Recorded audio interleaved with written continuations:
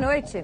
32 milhões de brasileiros devem fazer compras na internet até o fim do ano, um segmento que cresce a cada dia. Só no primeiro semestre deste ano foi registrado um aumento de 24% em relação ao mesmo período de 2010. Os 8 bilhões e 400 milhões de reais arrecadados de janeiro a julho de 2011 já superam o valor total do faturamento de 2008. Segundo pesquisas, os compradores se sentem mais seguros. Consomem principalmente eletrodomésticos, eletrônicos, informática, moda e acessórios. As mulheres são as principais consumidoras, mas os homens têm um valor de compra maior. Mas é preciso muito cuidado na hora de fazer negócios online. As facilidades podem virar um pesadelo. No Palavra Cruzada de hoje, nós vamos falar sobre o comércio eletrônico. O nosso convidado é o advogado especialista em tecnologia da informação, Alexandre Ateniense. Também participam do programa a jornalista Nalu Saad, do jornal O Tempo, o especialista em soluções e negócios virtuais, Leonardo Bortoleto, e o jornalista Fábio Cesário, da TV Record. Você também pode participar pelo telefone que é 31 3209 0040 ou então mandando mensagens e perguntas aqui para o nosso e-mail palavra-cruzada@redminas.mg.gov.br. Participe! O Palavra Cruzada começa agora.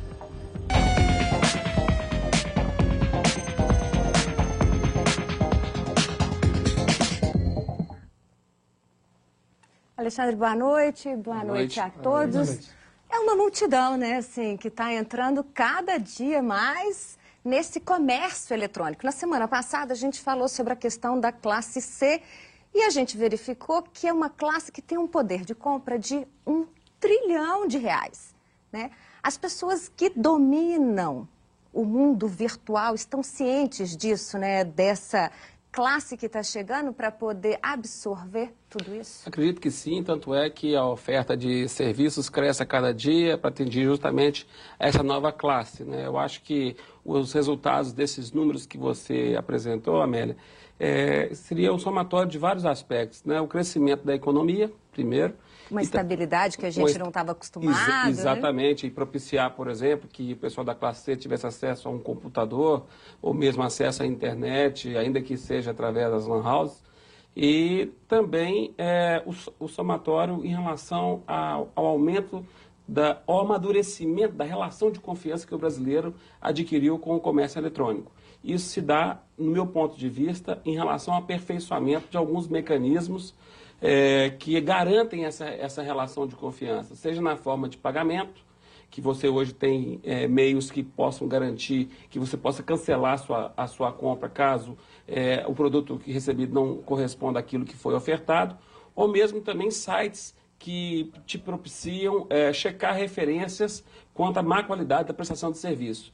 Então isso faz com que os brasileiros comecem a adquirir uma cultura que antes não tinha, que é não ficar super empolgado, impulsionado apenas pela oferta, mas sempre passar em alguns sites para buscar referência se a qualidade do serviço dessas empresas está correspondendo ou se tem algum tipo de falha. Ou até mesmo em lojas físicas, né? A gente tem uma pesquisa do IBIT que mostra isso, que na realidade o consumidor, o e-consumidor, ele vai primeiro a uma loja física para ver quanto que é, para depois fazer essa comparação quanto que está na internet, quanto que está nesse mundo virtual. Ou começar desde casa também, fazer essa pesquisa. Né? É verdade. Já começa por ali, depois vai a uma loja virtual e realmente está mudando a forma de consumo, não é? A gente vê de 2000 para cá, a Nalu que trata com isso também, o Leonardo também já está bem acostumado, mas assim, de 2000 para cá foi um crescimento vertiginoso, né? Sem dúvida, isso, como eu disse, acompanha com a economia, que também cresceu. E eu acho que o brasileiro, que antes só comprava livro pela internet, vamos lembrar como é que isso começou. Livre CD, né? Quando, logo no início da década, né, do ano 2000, por aí, na virada do século, hoje está comprando carro, né? Hoje está comprando uma série de bens. E interessante também é que nós tivemos, neste último ano, uma mudança do modelo tradicional de negócio de comércio eletrônico. Antes era simplesmente o que preponderava, era o estabelecimento colocando seus produtos tangíveis, né, corpóreos ou serviços através da internet. Hoje esse ano nós tivemos a proliferação dos sites, né, de compras coletivas, que inventaram uma nova modalidade de negócio, deram uma retumbância, né, um aumento enorme nesse índice que você apresentou. Alexandre, até o senhor, que é da área de direito, uma coisa que eu venho questionando é o seguinte, a legislação do consumidor, ela passou por algumas mudanças justamente para atender o comércio eletrônico. Hoje, novos formatos de negócios virtuais demandaria isso, ou o que a gente tem hoje aí formatado no mercado, no Brasil, é suficiente para proteger o consumidor na compra? Aí, pegando como gancho a questão da compra coletiva, se ela tem um modelo novo que exige resguardar mais o consumidor. Olha, e depois explicar como funciona, que muita gente nem sabe como é que funciona. É verdade. Bom, sites de compras coletivas, seria até o Leonardo, que é o expert nesse assunto, se ele quiser, deixa até que ele conceitue. O site de compra coletiva é um site preparado para poder receber acesso de muitas pessoas simultaneamente para uma única oferta. Quando você atinge um número mínimo, aquele preço é consolidado, então vende-se num preço mais barato para todo mundo, porque houve um grande fluxo de compra. Ele é utilizado do ponto de vista de marketing digital para poder gerar reverberação a um produto que quer se colocar no mercado e fazer um posicionamento. Posteriormente, gerar uma fidelização, ou seja, você vendeu barato, ele experimenta o produto ou serviço, e aí logo depois ele tem a experiência de comprar aquilo pelo real valor. Então as empresas vêm dessa forma. Para o consumidor é fantástico, porque ele pode fazer uma compra num preço que ele nem imaginava poder conseguir fazer. Mais ou menos, né? Porque se você não consumir naquele determinado período, você perde o seu dinheiro, não é isso? Uma compra sempre tem que ser feita de forma consciente, seja no modo online ou no modo offline. As regras têm que ficar claras. Aqui o especialista é o Alexandre, para poder dizer, por exemplo, que existem sim vários sites de compras coletivas que não deixam as informações adequadas para que o consumidor faça essa opção. Então, cada um alerta... Normalmente é para um dia só, né, essas compras? A venda, não a utilização. Uma compra pode durar, às vezes, até 3 meses. Aí entra, por exemplo, você está só interrompendo nada, como consumidor, você está com um ticket de uso desse serviço, desse produto, pode expirar. E ele pode expirar. Mas mesmo que ele não expire, o que o consumidor tem reclamado às vezes é uma dificuldade de agendar o uso do serviço. Exatamente. Aí pelo fornecedor. Exato. Então é até por isso que eu fiz essa pergunta ao doutor Alexandre. Como é que fica a questão legal agora disso? Eu achei sua pergunta muito pertinente, porque se por um lado nós temos uma legislação que é o Código do Consumidor super avançada em relação ao comércio eletrônico, só para situar, a lei do comércio, o Código do Consumidor é de 1990. A internet entrou nos lares brasileiros de 1996. Mas imagine, 6 anos antes, nós já tínhamos uma legislação que tratava de dados. Isso foi a primeira vez que aconteceu. Então, era uma lei moderna, mas que resolveu vários conflitos através da internet. Entretanto, para esse ano... Mas não era tão abrangente quanto é hoje esse mercado, né? Exato, o mercado vai evoluindo, novos modelos de negócio vão surgindo e nós tivemos esse ano, já em vigor, já o início de um projeto de lei para poder aprimorar o Código do Consumidor em decorrência de alguns problemas que nós estamos enfrentando. Então, já se formou uma comissão de juristas para poder discutir o assunto e eu destacaria aqui alguns pontos importantes, como a obrigatoriedade de todos os sites de comércio eletrônico registrar o endereço físico do estabelecimento que está oferecendo o serviço. E também facilitar o armazenamento do contrato de compra ou da própria oferta. Hoje nem sempre isso é fácil do consumidor fazer a preservação dessas informações para poder depois reivindicar o seu direito. Mas hoje muita gente coloca nota fiscal eletrônica, né? Esses sites, normalmente, eles... Eu sou uma consumidora, consumidora, assim, de geladeira, fogão, a nota fiscal essas coisas é um dos elementos que vão te ajudar na hora de reivindicar. Só que acontece o seguinte, na ausência de um contrato específico, todo o conteúdo da oferta é considerado contrato. Então, se você tem que preservar o conteúdo daquela oferta, daquela informação toda que está sendo colocada à sua disposição, é imprescindível para que você possa fazer prova depois para reivindicar o preço de uma mercadoria que estava inserido errado, as qualificações, as especificações, então, na realidade, etc. você tem que guardar a própria página Sim, da promoção. Sim, porque ali você tem todas as condições que haviam sido colocadas em oferta e elas são parte integrante do contrato para você reivindicar seus direitos depois. Até fazendo uma observação, né, Alexandre? Não difere em nada da relação de consumo feita no balcão, nesse sentido. Exato. Se você recebe um panfleto, ele é prova da promoção que Daquela te induziu a poder comprar. É uma lá. analogia. É uma analogia. No meio eletrônico, o que está se fazendo agora com esse novo projeto de lei, muito bem explicitado aqui pelo Alexandre, é tratar com particularidade e peculiaridade o modo como se processa. Mas eu fico muito feliz de ouvir dessas ponderações, Alexandre, porque isso comprova o crescimento do comércio eletrônico, porque não se fala mais no Brasil dos problemas de segurança, de cartão de crédito, isso esse já assunto ficou encerrou. um pouco... Ou Mais seja, ou menos. não, eu não estou dizendo que não existe, mas A eu gente estou vai dizendo tratar que disso também o aqui, grande desse- problema é que tem muito mas disso. ainda temos muitos consumidores amedrontados Mas e, você lembra quando nós e sofridos. começamos, há 16 anos atrás, quando a gente começou com a internet, a Lu acompanha há muito tempo também, Alexandre é especialista, fala também, o que a gente sempre tinha como barreira era, eu não vou colocar os meus dados na internet porque serei lesado.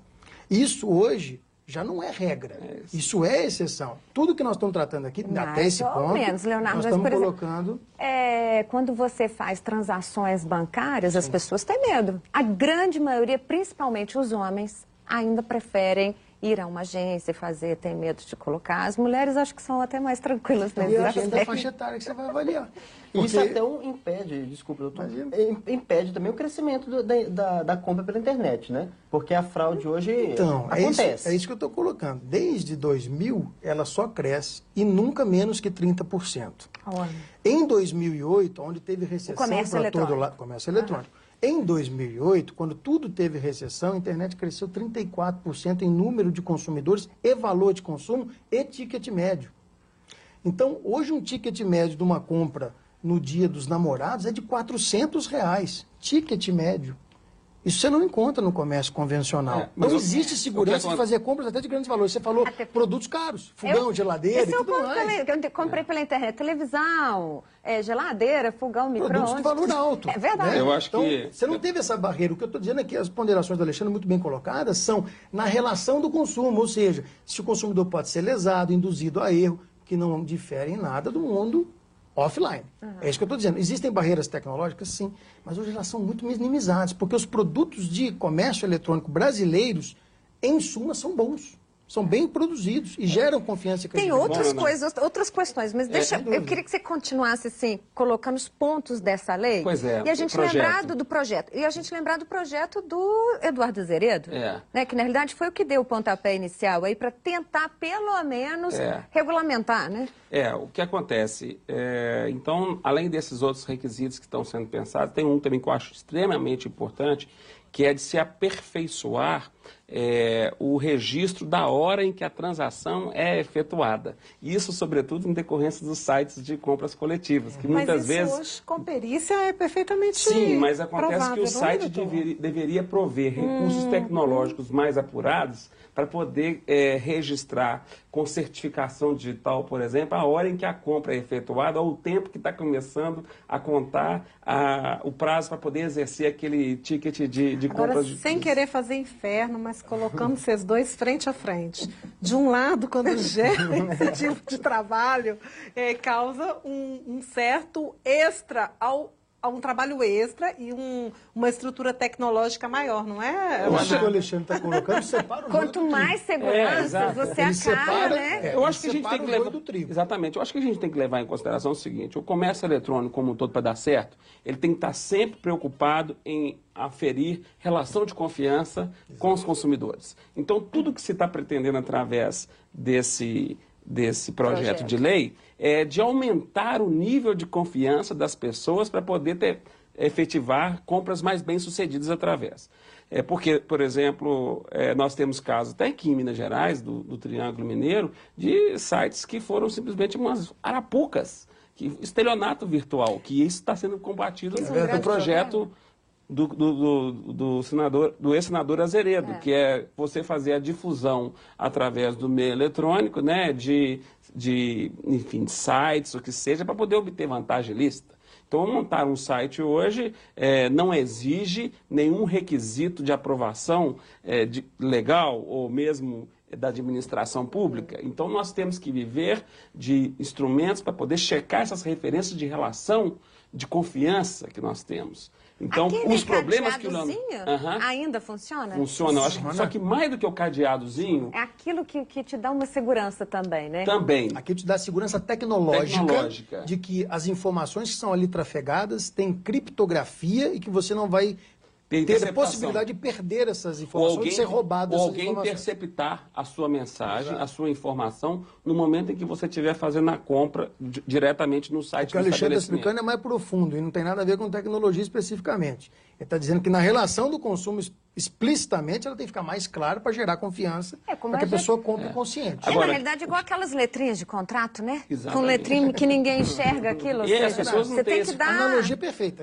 Aquelas letrinhas, né? Você citou aí, a gente tem o projeto do senador Azeredo, que é que alguns chamam até de AI-5 também, e o marco regulatório. Eu também acho um meio exagerado. Mas são projetos que ainda estão em andamento, vão passar, vão votar. Pelo menos do senador deve ter aí uns 4 anos. 13 anos. Já chegou a 13? Nossa, minha memória estava para 4, 5 anos. Bem, o que nós temos hoje, o que me interessa muito saber, até que ponto o consumidor pode usar, está protegido, com o que existe hoje de lei no país. Olha, eu vou pedir para você responder isso no próximo bloco. Que aí a gente fala sobre a questão de fiscalização, né, de segurança, como é que o próprio consumidor ele pode se sentir seguro na hora de fazer essa compra, né, quais são os critérios e o que indica para ele que ele está fazendo uma compra completamente segura. Ok. Tá ok? A gente volta em instantes.